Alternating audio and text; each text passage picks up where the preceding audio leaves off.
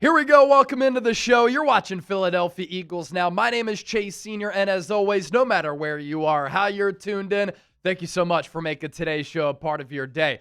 Coming up, the best Eagles-Vikings preview that you'll find here on YouTube. Big game inside the NFC coming up on Sunday in this Week 7 matchup. Philadelphia hitting the road to play the Vikings. And is it a must-win game for the Birds? You can't lose 3 games in a row. This team is kind of reeling right now, circling the drain to a certain degree. This offense can't afford to have another bad showing. Otherwise, Eagles fans are going to go ballistic. This team badly needs to get some good vibes going and some positivity going into Week 8 for the rest of the season, too, and beyond. And Philadelphia can't lose to either Carson Wentz or J.J. McCarthy. And if the Eagles do lose and they drop 3 games in a row, it'll be loud all across Philadelphia and for Eagles fans everywhere. Can't wait for this game. If you're a football fan, the X's and O's component of this game is really fascinating for so many reasons, and we'll go through all of that. Key matchups, keys to the game, betting odds all throughout our preview. Kickoff is set for 1 p.m. Eastern at US Bank Stadium, one of the more raucous environments in all of the National Football League. And this game is pretty much a pick'em. Kind of surprised that the Eagles are 1-point favorites. Probably has to do with the quarterback uncertainty for Minnesota and the over-under for this game at 43.5. We will be live for this ball game. We go live for every single Eagles game right here on the channel. The best place to experience an Eagles game day outside of being at the actual game. We'll be live with our pregame show beginning at 12 p.m. Eastern. And as you can see here to my right, we're approaching 134,000 subscribers. So join the movement and let's grow the empire. The Vikings so far coming off a bye week in Week 6. In Week 1, J.J. McCarthy was awful for the first 3 quarters. Then he was incredible in that fourth quarter, leading the Vikings to a comeback victory over the Bears, 27-24 final there. And then in Week 2, McCarthy was unable to carry that momentum from Week 1 to Week 2. He was really bad, and this Vikings offense was flustered. They fell at home in their home opener, 22-6 to Atlanta. And as the season has progressed, the Falcons have ended up being a pretty solid team in the NFC, sitting at 3-2 with the good win over Buffalo on Monday night. In Week 3, Jake Browning got the start for the Bengals because Joe Burrow lost until December with that turf toe injury. Minnesota had no problems. 48-10 win. Isaiah Rodgers, former Eagle, had 2 defensive touchdowns in that game. The following week in Ireland, the Vikings fell to the Steelers 24-21. And then Eagles legend Carson Wentz able to lead a game-winning drive against one of the top defenses in football 2 weeks ago in London. And that lifted the Vikings to a 21-17 victory. Vikings injury news. As I noted, we're really not sure which quarterback is going to play. J.J. McCarthy is progressing from the ankle injury, the sprain that he had in that Week 2 loss to Atlanta. It's been Carson Wentz since then. Blake Cashman most likely going to come back. He's a stalwart in the middle of that Vikings defense. They're so much better with him on the field. He hurt his hamstring in Week 1. He has a good chance of playing. Carson Wentz dealing with a shoulder injury to his left shoulder, so his non-throwing shoulder. He, too, making some improvements coming off the bye week. Aaron Jones has to miss at least 1 more game because of a hamstring injury, which put him on IR. So Jordan Mason is the lead back, and he's a bell cow back there. And then Andrew Van Ginkel. Kevin O'Connell, not feeling too optimistic about him. He had so much success under Vic Fangio, Eagles defensive coordinator a couple of years ago. He's been really good under Brian Flores. He can get after the quarterback. That patented throw on the bubble screens, he's intercepted so many of those. He's had a lot of pass breakups on those plays. He's a highly disruptive player. Doesn't look as though he's going to be able to play because he injured his neck. And so for one of the best offensive minds in football, this man to my right in Kevin O'Connell, we really don't know who the quarterback will be. Will it be Carson Wentz against his former team? Will it be J.J. McCarthy getting his 3rd career start? Either way, Eagles have no excuses. You got to take down that quarterback, albeit with this game being on the road. For the Eagles, the injury report will come out later on Wednesday. Recording this show on Wednesday during our live program. This is why you subscribe to the channel, because our coverage does not stop. And so we'll get more clarity on the injury front. But Jalen Carter didn't play against the Giants because of a heel injury. Didn't even work out pregame because he wasn't feeling up to it. Quinyon Mitchell got hurt during the game because of a hamstring. If he can't play, Adoree Jackson and Keely Ringo most likely going to be the starting outside corners. Yikes. Going up against Justin Jefferson and Jordan Addison. And then I'd be surprised if Landon Dickerson plays. He injured his ankle a couple of weeks ago against the Denver Broncos. I think that's the best play. Let him rest up because all year he had been bad prior to the injury and not healthy. When I scout the Minnesota Vikings, Kevin O'Connell is a quarterback whisperer, a former backup in his professional career. Then he's climbed up the coaching ranks, a Sean McVay disciple. He is such a smart offensive mind, such a great play caller, and he's been able to do such a terrific job of maximizing his quarterbacks. And he's had a plethora of quarterbacks play very well, from Kirk Cousins to Carson Wentz to J.J. McCarthy in that first game to the likes of Nick Mullins. Sam Darnold had a career year. The sample size for O'Connell, it's very impressive. Now, obviously, he hasn't had a lot of playoff success, but as far as calling an offense and running an offense, he's one of the best in the league. On the defensive side of the rock, Brian Flores is a terrific defensive coordinator. He's exotic. He's very aggressive. He will give the Eagles offense a bunch of different looks, sim pressures, heavy pressures, mixing up his coverages downfield. The Vikings do play a lot of zone defense, and obviously that's been a kryptonite for this Eagles offense this season. So much respect for Flores, a very intimidating and aggressive guy, and his defense plays like that. The Vikings offense has some elite talent at the wide receiver spot. Justin Jefferson, you can make the argument, is the best wideout in the game. I think Jamar Chase and A.J. Brown are right up there. Obviously, A.J.'s numbers are down this year for a plethora of reasons, but Jefferson is superb. And Jordan Addison is his running mate, got suspended the first few games of the year, but he was highly productive last year. He's gotten off to a really good start his whole career, and this year he's popped. And an issue with Kevin O'Connell in his coaching and play calling career, sometimes the offense will be too pass happy. I think he made an adjustment this offseason philosophically because he knew that toward the end of the year last year, they just relied on the pass game too much. They had to have more balance on offense, so they made a trade for Jordan Mason of the San Francisco 49ers, who runs very much like a LeGarrette Blount or a Marshawn Lynch, and that has given Minnesota thump in the run game.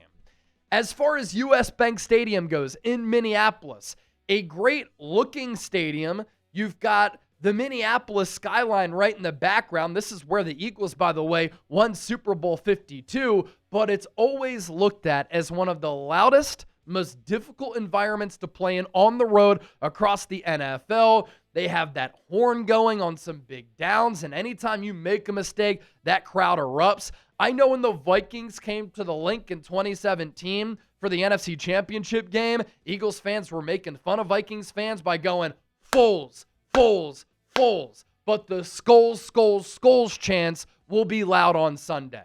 How the Vikings stack up on both sides of the football offensively, despite two different quarterbacks playing, still averaging 24.6 points per game. That ranks 12th in the NFL. They're putting up 305 yards of offense per game. So that's pretty low, kind of in the same neighborhood of the Eagles. They rank 25th there. Yards per play, 5.3. That's number 19. They are not a good third down offense. 31% third down conversion rate, but they are good in the red zone, 66.6% there. On defense, Brian Flores' unit is top 5, top 10 all across the board, although they do struggle to stop the run. But points per game, ranking 5th at 19.4. Yards per game given up, 289.8. That's number 6.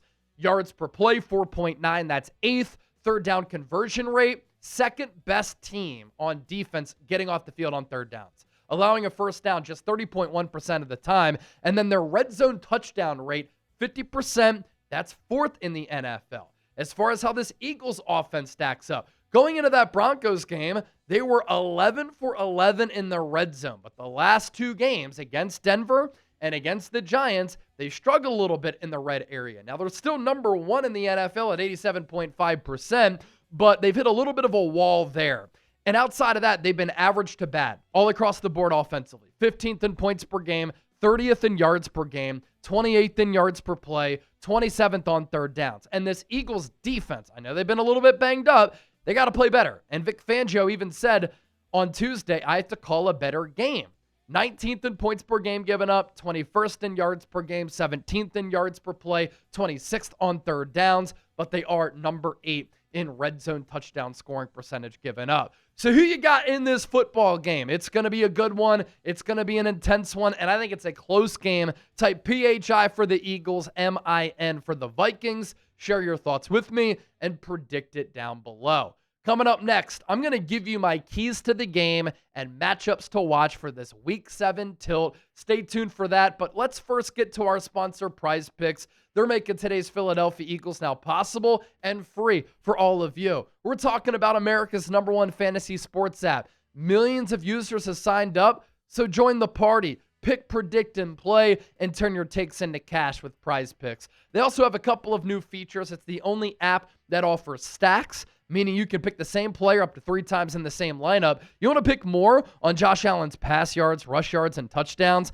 Now you can pick all of them in the same lineup, only on Prize Picks. Follow other Prize Picks players directly on the app, copy their lineups in one click, whether it's a friend, a celebrity partner, or just somebody whose picks you like. Hit the follow button and check out every lineup they create in the new feed tab on Prize Picks. 3-pick power play for Sunday. A.J. Brown more on the 67.5 receiving yards. Justin Jefferson more on the 74.5 receiving yards. And then Saquon Barkley finds the end zone more than a half rushing or receiving touchdown. Download the Prize Picks app today. Use the code CLNS to get $50 in lineups after you play your first $5 lineup. That's code CLNS to get $50 in lineups after you play your first $5 lineup. Prize Picks, it's good to be right.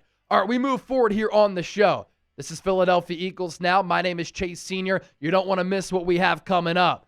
Keys to the game between the Eagles and the Vikings. Matchups to watch in this Week 7 affair. What the Eagles must do to win. And of course, as always, I'm going to give you my prediction. Key to the game number 1. You have a new rookie offensive play caller in Kevin Patullo, the offensive coordinator for the Eagles, going up against one of the savviest, one of the most aggressive, and one of the best defensive minds and defensive play callers in the sport. This is a huge matchup in this game for both Philadelphia and Minnesota, and obviously the seat beneath Patullo, it is extremely hot, and I think that his leash is pretty short, regardless of what Nick Sirianni says. And this Vikings defense is for real. They've been one of the top units since Brian Flores joined up with Kevin O'Connell to become Minnesota's defensive coordinator. They're 5th in points per game, 6th in yards per game, 8th in yards per play given up, 2nd on third downs, 4th in the red zone. And this Eagles offense through 6 games has not put together a full 4 quarters or a full 60 minutes. They've had good quarters. They've had good halves, but in the last 2 games especially, they've been really solid in the first half. They have been awful and in the witness protection program after halftime in the 3rd and 4th quarter.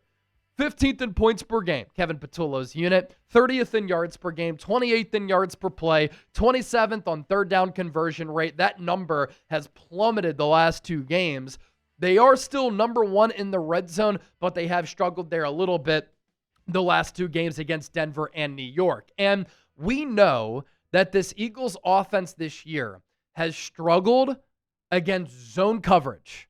The last 2 seasons, Jalen Hurts has struggled against zone coverage. When the Eagles offense goes up against man, they win and have success because they have so much talent. A.J. Brown, Devontae Smith, Dallas Goedert, they are man beaters. But against the zone, Hurts sometimes struggles because it requires anticipation.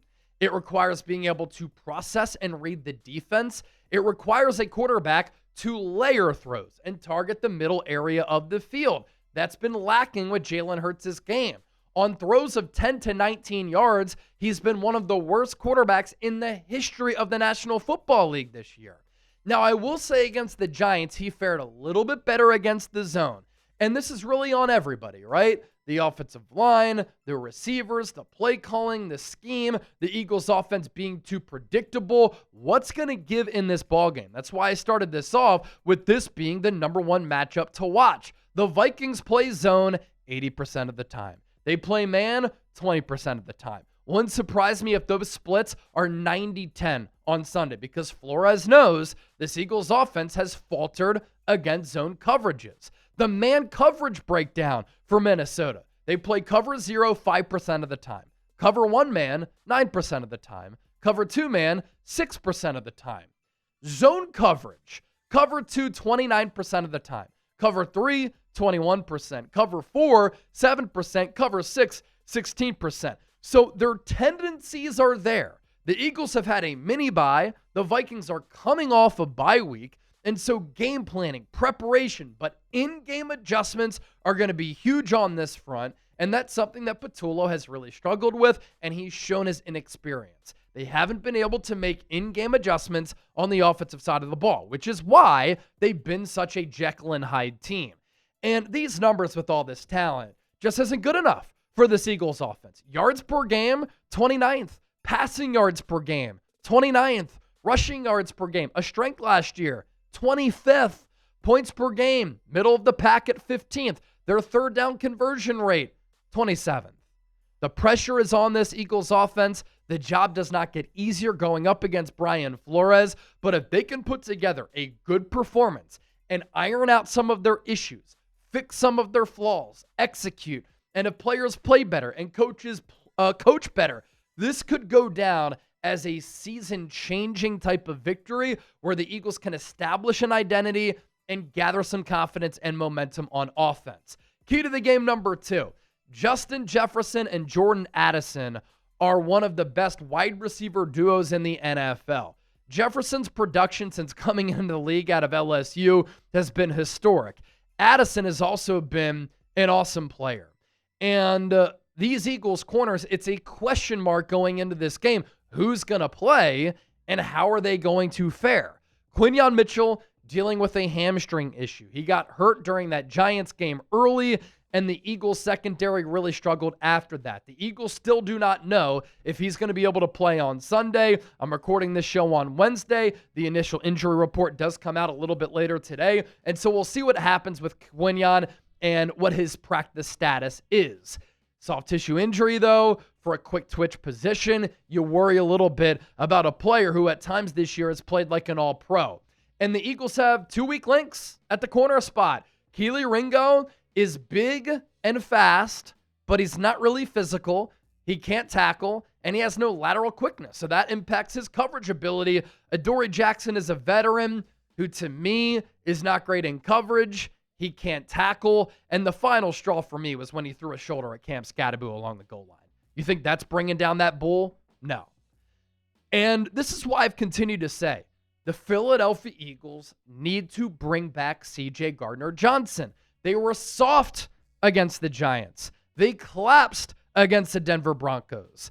Andrew Mukuba has been good against the run. He's been a complete and utter liability at safety. C.J. Gardner-Johnson, on the other hand, knows this defense. You can plug and play him, and he can be an immediate impact player. He has unbelievable ball production, 12 interceptions in 28 regular season games with the Eagles. But an underrated storyline with C.J. Gardner-Johnson, if the Eagles wanted to move Cooper DeJean to the outside to be the perimeter corner opposite of Quinyon Mitchell, C.J. Gardner-Johnson can play in the slot. He can be your nickel corner, and a damn good one. When the Eagles traded for him going into 2022, CD was primarily a slot corner. He had more than 1,000 snaps there compared to 80 at the safety spot.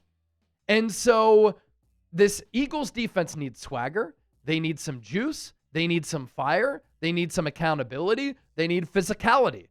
He helps you there. He knows the scheme. He can play safety. He can play nickel. But as far as talent goes, I think this is a player that the Eagles need to bring back. I tweeted out about that. He liked it and responded to it. So maybe he's up for a reunion after he got let go by the Ravens. Justin Jefferson in 2025. Look at these numbers, man. And what's incredible about JJ is that he's had a lot of different quarterbacks in his Vikings career, still putting up insane production. 29 catches, 449 yards along a 50. He's only found the end zone once, but the yards per catch there, elite. Jordan Addison got suspended the first few games of the year, and then I think it was against either Cleveland or Pittsburgh overseas. He got benched because he didn't show up for a walkthrough. And so obviously he's had some legal concerns. He's had some concerns with showing up or not showing up at all. But when he's right, he's a very explosive player, like the game at USC, like his game at the NFL level. He just needs to keep his head on straight. Key to the game number 3, can the Eagles get Saquon Barkley going? While this Vikings defense is elite, they are a little bit leaky against the run.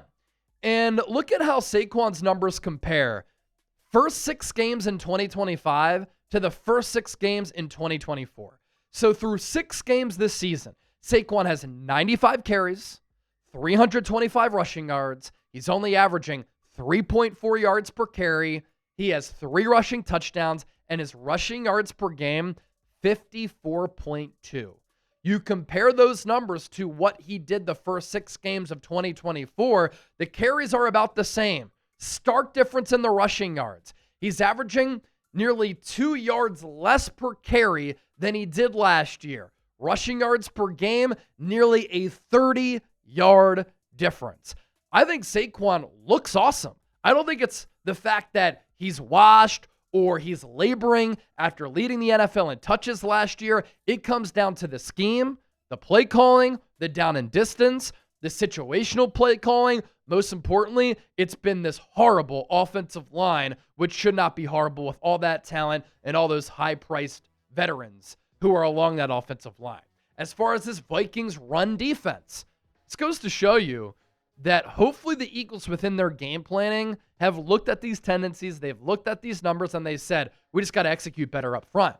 We have a bunch of studs along our offensive line. We've been playing like mid players, but they can expose this Vikings rushing defense.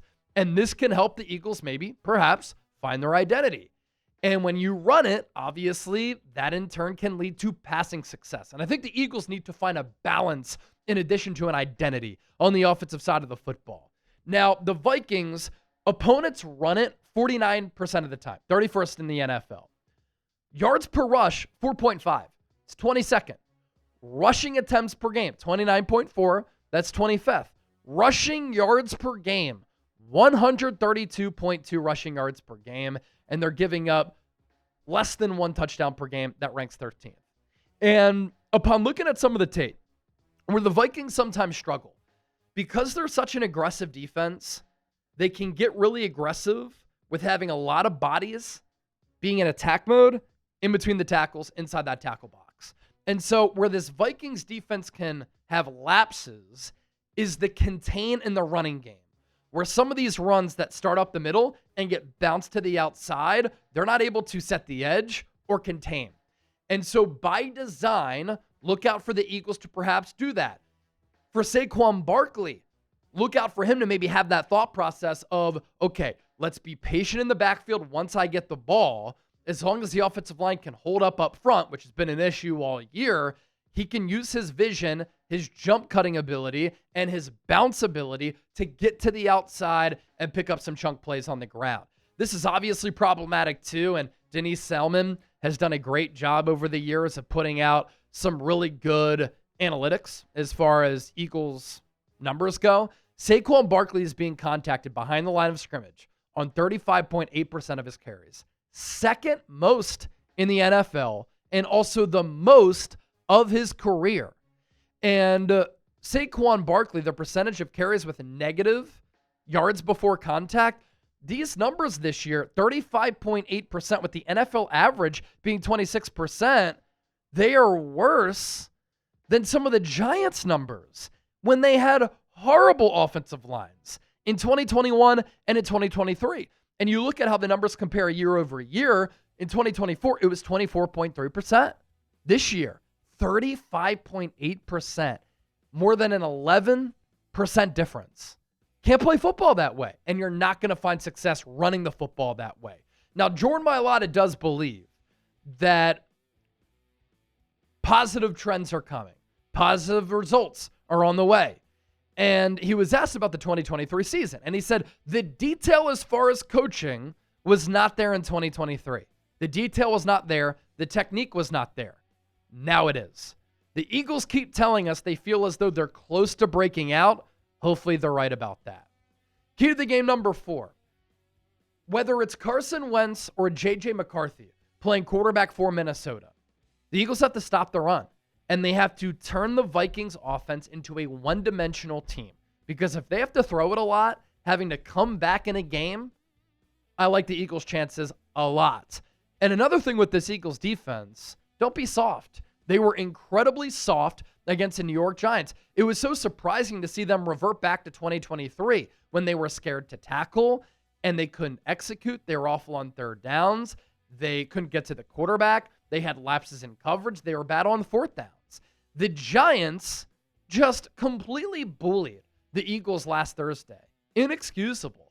And they won that game for a variety of reasons. A big one, how they converted on third downs. The Eagles offense, 1 of 9 on third downs. The Giants, 11 of 16. Eagles defense needs to get off the field against Minnesota. They gave up 172 rushing yards to New York, and they were scared of Cam Skattebo. They didn't want that smoke. Rushing first downs, the Giants had 14 of them.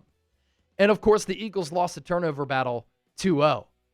If the Eagles give up third downs at that clip and rushing yards like that and rushing first downs in this game, they will lose once again.